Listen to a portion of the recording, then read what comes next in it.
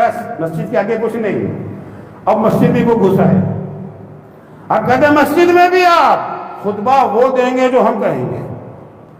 ابھی U P شیعہ وقف board کے چیئرمین کو آیا ہے نا آرڈر کہ خطبے میں یہ کہنا, تم ہوتے ہو ٹائم کا کہنے والے کہ کیا کہنا ہے کیا نہیں کہنا ہے. خطبہ وہ ہوگا جو امام رضا نے سکھایا ہے, جو امام رضا نے سکھایا ہے.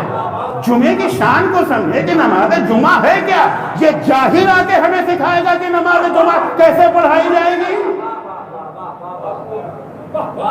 امام رضا علیہ السلام فرماتے ہیں کہ خطیب جمعہ کے لیے مستحب یہ ہے جب آئے تو کفن پہن کے آئے. دیکھا کہاں آپ لوگوں نے خطیب جمعہ کفن پہن کے آئے.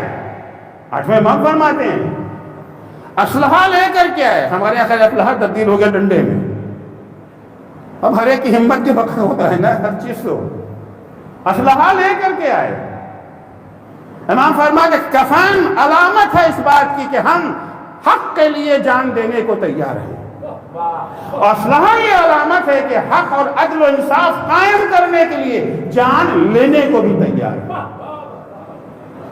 جان دینے کو بھی تیار ہے, جان لینے کو بھی تیار ہے. البتہ عدل کے لیے, حق کے لیے, باطل کے لیے نہیں. اپنی اقتدار کی ہوس مٹانے کے لیے نہیں, اپنی حکومت کے دائرے کی توسیع کے لیے نہیں, الیکشن جیتنے کے لیے نہیں, قیام حق کے لیے.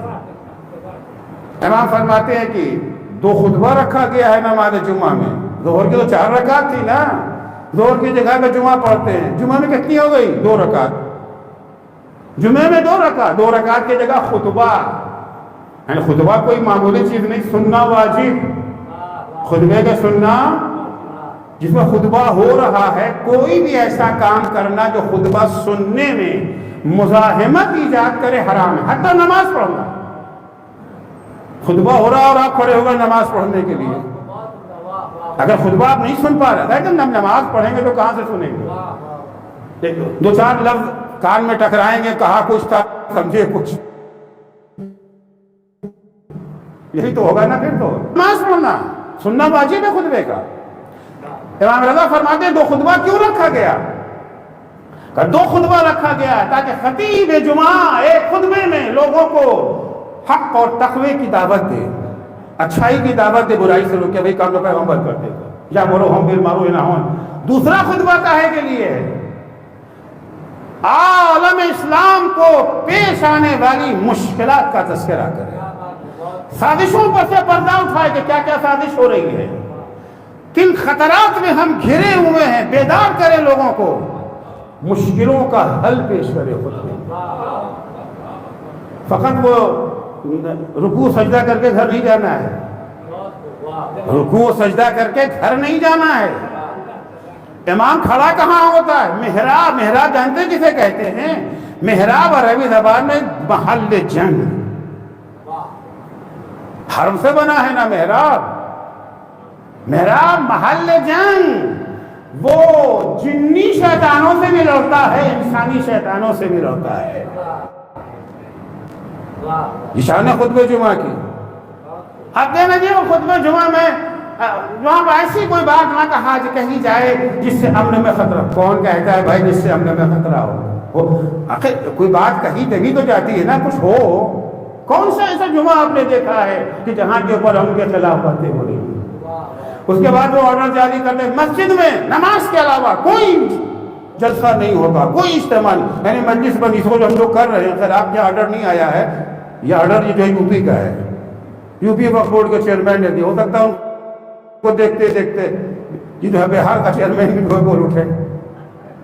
بھائی نائی کو دیکھ کر کے حجامت تو پڑتی ہے نا, خربوزے کو دیکھ کے خربوزہ رنگ پکڑتا ہے. شاید اسے بھی اگر خاموشی رہی, سکوت رہی, تو ظاہر سی بات ایک قدم اور آگے بڑھیں گے.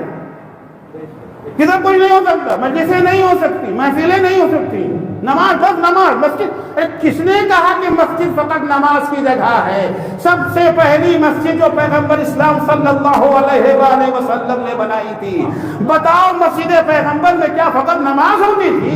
قضاوت وہیں پر ہوا کرتی تھی، تعلیم کا نظام وہیں پر تھا، جنگی حکمت عملی وہیں پہ چلتی تھی، وفود سے ملاقات پیغمبر اسی مسجد میں، زندگی کا کون سا ایسا شعبہ تھا جو مسجد جس سے خالی تھی؟ مسجد، یہ مسجد عمارت کا نام نہیں ہے، مسجد بلڈنگ کا نام نہیں ہے، پیغمبر کی وہ سادہ مسجد جس پر چھپر پڑا ہوا تھا، پہلے تو چھپر بھی نہیں تھا، اس مسجد سے دنیا لرزتی تھی۔ آج مدینے کی کتنی شاندار مسجد بن گئی ہے، مگر بے روح مسجد ہے، بے خاصیت مسجد ہے۔ آپ دیکھیں نماز پنجگانہ ایک محلے میں 10 جماعت ہو سکتی ہے نا، مگر نماز جمعہ 5.25 کلومیٹر کے ایریے میں ایک، سب وہاں اکٹھا ہو، کاہے کے لیے بھائی؟ اسلام فقط پوجا پاٹ کا مذہب نہیں ہے کہ مسجد گئے آپ پوجا کر کے چلے آئے۔ مسجد پوجا کا یہ جگہ نہیں صرف ہے، مسجد الہی تعلیمات کو جامع عمل پہنانے کی جگہ ہے، چاہے ان کا تعلق نماز سے ہو، روزے سے ہو، حج سے ہو، زکوٰۃ سے ہو، عدل و انصاف کے قیام سے ہو۔ روح اسلام نماز نہیں ہے، یاد رکھیے گا، روح اسلام روزہ نہیں ہے، روح اسلام حج نہیں ہے، روح اسلام قیام عدل ہے، سوشل جسٹس، عدل کا قیام۔ سورہ حدید کی 25ویں آیت اٹھا کر کے دیکھ لیجئے، سورہ حدید کی 25ویں آیت میں کیا کہا گیا ہے؟ لَقَدْ أَرْسَلْنَا رُسُلَنَا بِالْبَيِّنَاتِ وَأَنزَلْنَا مَعَهُمُ الْكِتَابَ وَالْمِيزَانَ، یقیناً ہم نے اپنے رسولوں کو کھلی ہوئی آشکار دلیلیں دے کر کے بھیجا ہے، ان کے ہمراہ کتاب قانون بھیجی ہے اور ان کے ہمراہ کسوٹی بھیجی ہے، پرکھنے کے لیے کون قانون شکن ہے، کون قانون کا احترام کرنے والے ہیں۔ یہ کسوٹی تو قیامت میں ہوتی، یہاں کیا ضرورت تھی؟ نہیں، قیامت میں تو ہے، نظام قائم کرنا ہے، سسٹم فقط نصیحتوں سے نہیں چلتا، سسٹم نصیحتوں سے نہیں چلتا۔ سب کا کیا مقصد ہے؟ یہ ساری کتابیں قرآن، انجیل، توریت، زبور، یہ سارے انبیاء آدم سے لے کے خاتم تک کس لیے آئے ہیں؟ مقصد دین کیا ہے؟ ایک جملے میں بیان کیا، لِيَقُومَ النَّاسُ بِالْقِسْطِ، مقصد یہ ہے کہ سماج میں عدل و انصاف قائم ہو۔ اب اگر نمازیں پڑھی جا رہی ہیں، روزے رکھے جا رہے ہیں، داڑھیاں بڑھی ہوئی ہیں، حجاب کیا، واجبات ہیں، توہین نہیں کر رہا ہوں ان کی، حجاب کیا جا رہا ہے، حج پہ لوگ جا رہے ہیں مسلسل، اتنے تقاضے ہیں کہ قرآن دازی کرنا پڑ رہی ہے حج پہ جانے کے لیے، لیکن سماج میں عدل نہیں ہے، انصاف نہیں ہے۔ یہ سماج مسلم سماج نہیں ہے، یہ معاشرہ اسلامی معاشرہ نہیں ہے، علوی معاشرہ، حسینی سماج، محمدی معاشرہ وہ معاشرہ ہے جہاں عدل قائم کیا جا سکے۔ پیغمبر اکرم صلی اللہ علیہ وآلہ وسلم فرماتے ہیں، لن تقدس امة لا يؤخذ فيها حق الضعيف من القوي بغير متطاعن۔ وہ معاشرہ، وہ سماج لائق تعظیم و تقدیس و تعریف و تحسین و تمجید نہیں ہو سکتا ہے جب تک اس سماج میں عدل و انصاف کے قیام کی یہ صورتحال نہ ہو جائے کہ کمزور ترین انسان طاقتور ترین انسان سے لکنت زبان کے بغیر اپنا حق حاصل کرے۔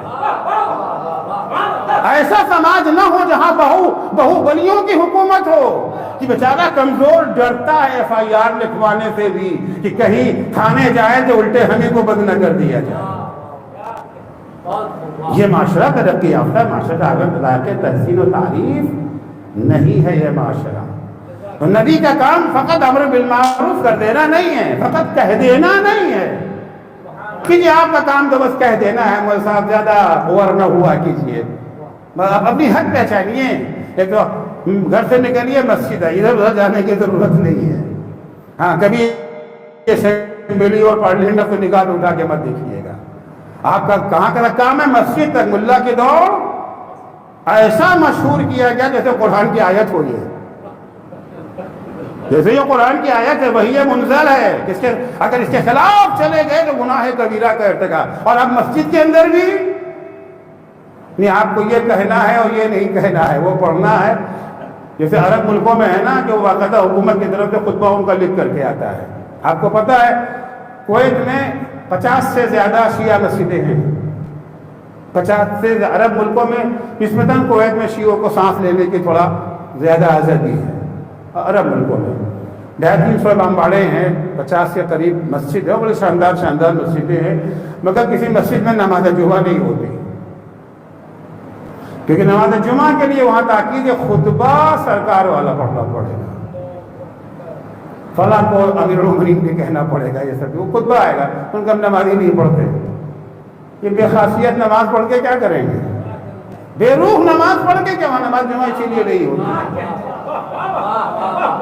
وہ معین کریں گے آپ خطبے میں کیا کہیں کیا نہ کہیں. بیمار ڈاکٹر کو مشورہ دے رہا ہے. عالم ہے، بیمار ڈاکٹر نے نسخہ لکھ رہا ہے.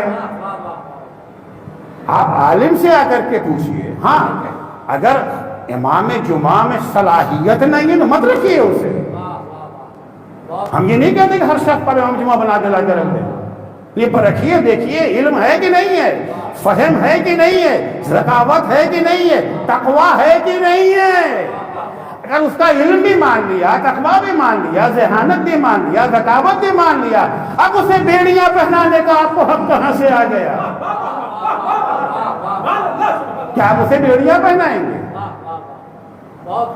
تو آپ نے مان لیا کہ ہاں یہ ڈاکٹر ہے بھائی، پڑھا لکھا حاضر مخلص، اس کے نسخے پر عمل کریں گے یا اس کو سکھائیں گے؟ نہیں ڈاکٹر صاحب بچہ ہے، بچے کو سوئی کہاں لگا رہے ہیں، انجیکشن کہاں لگا رہے ہیں؟ آپ تو یہ وہ میٹھی والی دوا دے دیجئے، چاہے وہ بچہ کھا کر کے مری کیوں نہ جائے.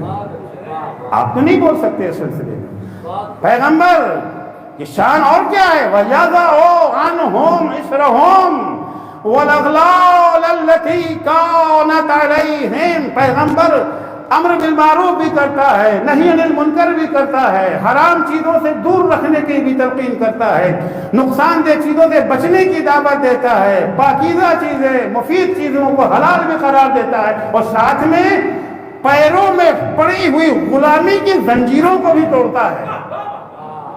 وَيَضَعُ عَنْهُمْ إِصْرَهُمْ وَالْأَغْلَالَ الَّتِي كَانَتْ عَلَيْهِمْ. جو زنجیریں ان کے قدموں میں پڑی ہوئی ہیں، چاہے جسم زنجیروں میں جکڑا ہو یا روح زنجیروں میں جکڑی ہو، جسم کو بھی آزادی دلاتا ہے انسان نما شیطانوں سے، روح کو بھی آزادی دلاتا ہے ابلیسوں اور شیطانوں سے. ایک صلوات پڑھیں گے محمد و آل محمد.